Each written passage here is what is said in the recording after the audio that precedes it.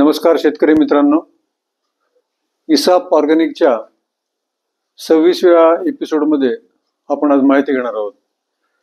याच्या आधी 25 एपिसोड आपण पूर्ण केलेत आणि इसाप ऑर्गॅनिक शेती पद्धतीमध्ये माझा नेहमीच तुम्हाला आग्रह राहील की आपल्याला या सेंद्रिय शेती पद्धतीमध्ये ज्या निविष्ठा लागतात ते बाहेरून विकत आणून खर्च करायचा नाही. आपल्याला घरच्या घरी निविष्ठा तयार करायच्या. त्याच्या मागच्या एपिसोडमध्ये आपण अशाच निविष्ठाची माहिती सुरुवात केली होती, ज्याच्यामध्ये पंचगव्याची माहिती आपण दिली. हे पंचगव्य घरच्या घरी तयार कसं करायचं, कसं वापरायचं आणि हे किती बहुगुणी आहे. वाढवर्धक आहे, कीडनाशक आहे, रोगनाशक आहे, व्हायरस विषाणूनाशक आहे. त्याची क्वालिटी चांगली, जर फुलं लागल्यावर त्याची क्वालिटी मालाची कशी चांगली होते, असं बियाणे प्रक्रिया करायला वगैरे वगैरे अत्यंत बहुगुणी पंचगव्याची माहिती आपण मागे पाहिली. त्याच्यानंतर सेंद्रिय युरिया कसा तयार करायचा, युरियाची सवय लागलेल्या लोकांना तर घरच्या घरी सेंद्रिय युरिया कसा करायचा आपण त्याची पण माहिती आपण पाहिली. आणि तो केव्हा द्यायचा काय नाही ते पण आपण थोडक्यात सांगितलं होतं. घनजीवामृतची माहिती जे आपण पोते भरून ठेवू शकतो, जसं 18-18चे पोते, 10-26चे पोते, असं घनजीवामृत सेंद्रिय खताचे पोते जर भरून ठेवले तर पेरताना आपण सरत्या मागं बायाच्या याच्या मागं आपण पेरून देऊ शकतो. असं घनजीवामृत सुद्धा आपण याची माहिती घेतली. त्याच्यामध्ये बरेच मायक्रोन्यूट्रंट आहेत, वाढवर्धक आहेत, सूक्ष्म जीवाणू वाढायचे गुणधर्म आहेत. आता हे तिन्ही आपण पाहिले. आणि याच्यानंतर आपल्याला आता या एपिसोडमध्ये अशा एक महत्त्वाच्या औषधाची माहिती मी सांगणार आहे. कृपया लक्षपूर्वक ऐका की हे औषध जे आहे हे औषध आपल्याला आता रब्बी सीझन चालू होणार आहे. तर गहू, हरभरा, राजमा हे आपल्याला पिकं आपण सहसा घेतो. आपण तीळ सुद्धा घेतो रब्बीमध्ये किंवा उन्हाळ्यातही घेतो. उन्हाळ्यामध्ये भुईमुग लावणार आहे आपण, उन्हाळी भुईमुग, ज्वारी घेणार आहे आणि भाजीपाला तर प्रत्येकाकडे आहे. तर या सगळ्या पिकावर उदाहरणार्थ सोयाबीन आहे, कापूस आहे, गहू आहे, मका आहे, भात आहे, ज्वारी आहे, भाजीपाला आहे, हरभरा, मसूर, वाटाणा, बीन्स, चवळी, बटाटा, काकडी, सगळे नमुन्याचे फळझाड, टरबूज, खरबूज, सूर्यफूल, जवस, ऊस इत्यादी सगळ्या पिकावर जवळजवळ आपल्याला नेहमी रोग पडतो. रोप मरून जातात, त्याचं मूळ कुजते, त्याचं शेंगा कुजतात, कॉलर रॉट होते, बुरशी लागते आणि रोग तयार होतो. त्यासाठी आपण मग बाहेरून गेलं कृषी सेवा केंद्रामध्ये की अमुक मारा तमुक मारा म्हणतात आणि मग खर्च भरपूर वाढतो. तर असं हे बहुगुणी औषध जे आहे ज्याला ट्रायकोडर्मा विरिडी आपण म्हणू, हे ट्रायकोडर्मा विरिडी आपल्याला घरीच तयार करायचं मित्रांनो. तर हे ट्रायकोडर्मा विरिडी आपल्याला कसं तयार करायचं आहे याची माहिती आपल्याला आपण या ठिकाणी घेणार आहोत. तर हे ट्रायकोडर्मा विरिडी ही एक अत्यंत उपयुक्त बहुगुणी अशी बुरशी आहे. ही बुरशी काय करते, रोपाचे मर आहे किंवा शेंग कुजायला सुरुवात झालेली आहे किंवा मूळ कुजतंय आपल्याला आणि वर झाड वाळून जाते, या शत्रू बुरशीच्या अंगाला विळखा देऊन त्याच्या अंगात घुसते ही बुरशी आणि शरीरात घुसते त्याच्या बुरशीच्या आणि त्याचं अन्न पूर्ण खाऊन टाकते. आणि अन्न न मिळाल्यामुळे ही बुरशी, शत्रू बुरशी मरते आणि याचा दीर्घकाळ हे आपल्याला परिणाम सुद्धा जाणवतो आपल्याला. आणि हे आपल्याला पुष्कळ पद्धतीने काम देतं आपल्याला, बेणी प्रक्रिया काम देते आपल्याला करायला, फवारता येते, ड्रिप म्हणून देता येते. हे कसं तयार करायचं हे तुम्ही लक्षात घ्या. आता ते आपल्याला सुरुवातीला 50 किलो ज्वारी घ्यायची मित्रांनो. 50 किलो कोणतीही ज्वारी घ्या, त्याला शिजवा आणि शिजवल्यावर त्याच्या घुगऱ्या तयार करा. घुगऱ्या केल्यावर त्याला थंड होऊ द्या आणि थंड झालं की त्याचं पीठ तयार करा मित्रांनो. ते 50 किलो ज्वारीचं आपण पीठ तयार केलं घुगऱ्या करून, नरम असं मऊ, तर त्याला आपल्याला बाजारातून सुरुवातीला 1 किलो ट्रायकोडर्मा विरिडी कल्चर आणायचंय.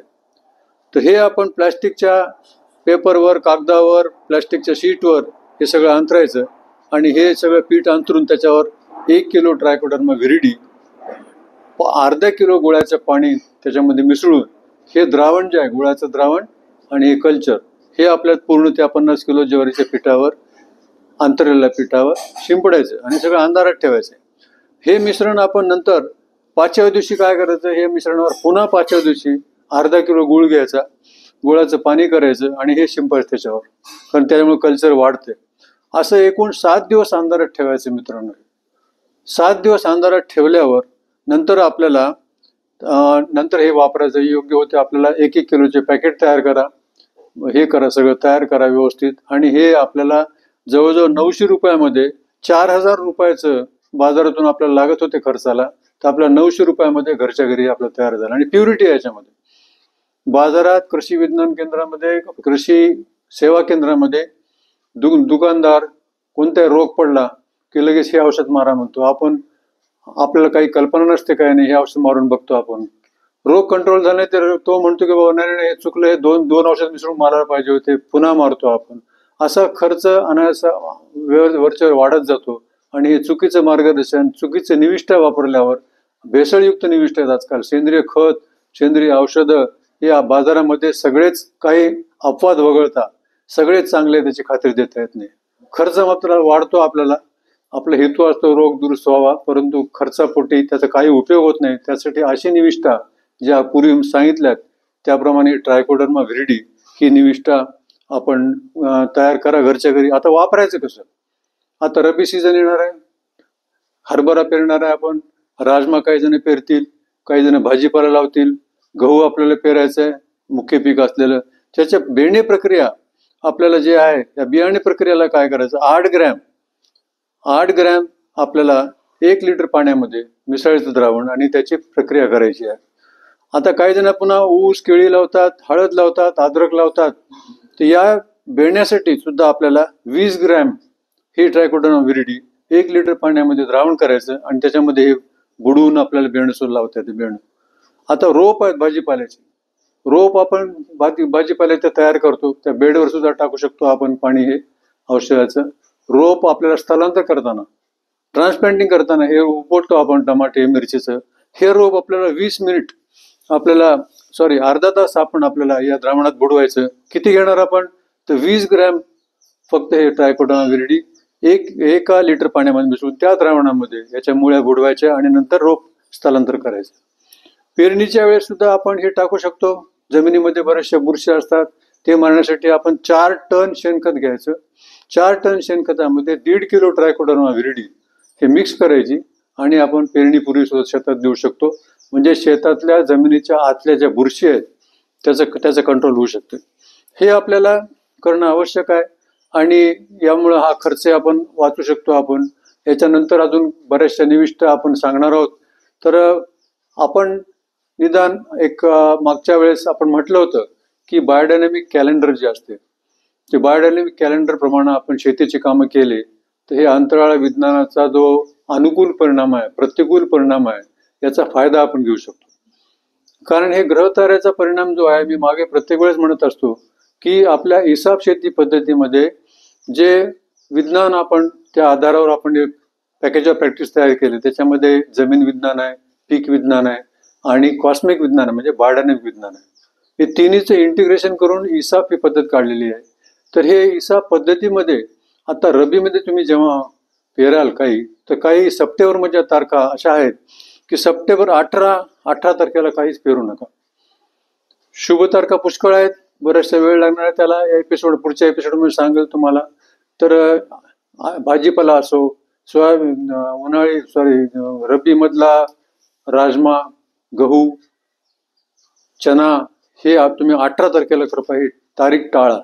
कारण याचा प्रतिकूल परिणाम आहे, ग्रहताऱ्याचा प्रतिकूल परिणाम असतो. पृथ्वी चंद्राच्या अति निकट असणारा दिवस आहे हा 18 तारीख म्हणजे. त्यामुळे त्या असंच या दिवशी जर बी पेरलं तुम्ही 17ला पेरू शकता, नंतर 20ला पेरू शकता केव्हा, पण 18 तारीख टाळा. 18 तारखेला जर पेरलं तुम्ही तर पीक खुरटलेलं राहणार, त्याच्यावर कीड रोगाचा प्रादुर्भाव पण बराच येईल त्याच्यामध्ये. त्याचप्रमाणे 19 तारीख सुद्धा टाळा, कारण 19 तारखेला नोड आहे.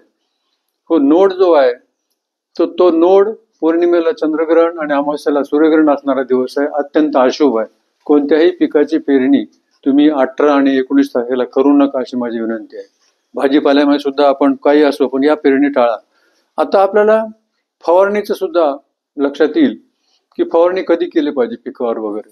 तर या महिन्यामध्ये 16 तारखेला जर तुम्ही कडुलिंबाचा अर्क म्हणा किंवा दशपर्णी म्हणा, कोणतेही जैविक कीटकनाशक किंवा असे जे कडू औषधाचे आहेत, कडू वासाचे, हे जर आपण पूर्ण उभ्या पिकावर फवारले तर तो आपल्याला पौर्णिमेचा 48 तास अगोदरचा दिवस आहे.